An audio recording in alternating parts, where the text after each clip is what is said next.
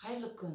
Бүгінгі біздің оқырмандарымызға Гүлсім Түсіпбекова және Қадырбек Ахметовтың балаларға арналған география энциклопедиясын ұсынып отырмын. География ежелгі ғылымдардың бірі. Бұл атаудың пайда болуы кездейсоқ емес.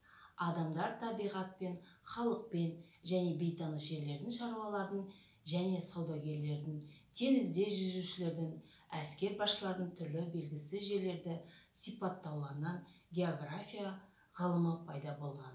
Бұл атауды ең алғашқы грек ғалымы Эратосфен енгізген.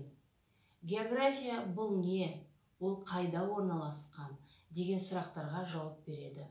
Балалар мен жасөспірімдерге арналған жаһандық география, физикалық және экономикалық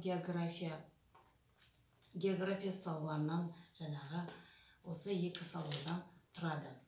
Физикалық географияны алатын болсақ, жер бедерін зерттейді. Осы ғылымның негізгі бағыты ол тауларды, шөлдерді, өзендерді, көлдерді, теңіздер мен мұхиттарды зерттейді. Мысалы, Каспий теңізін алатын болсақ, осы теңіздің пайдалы қазба байлықтары, суда жүзетін балықтарды, бұл теңіз қандай мемлекеттерге тиесілі сияқты мәселелерді зерттейді. Бұл біз физикалық географиядан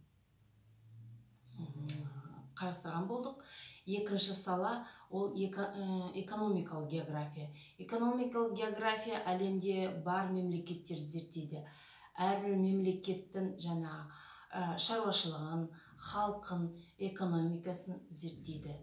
Бізді қоршаған ортадағы құбылыстар, найзағай су, тасқындарды, судың толысуы мен қайтуы, құрғақшылық, дауыл, тағы басқа себептерді білген орынды.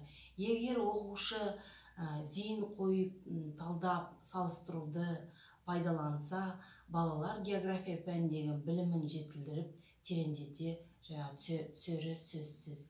Егер мазалаған сұрақтарыңыз болса, бұл не, ол қайда орналасқан, неліктен деген сұраққа жауап алатын кітабыңыз география балаларға арналған энциклопедиясыны ұсынып отырмын.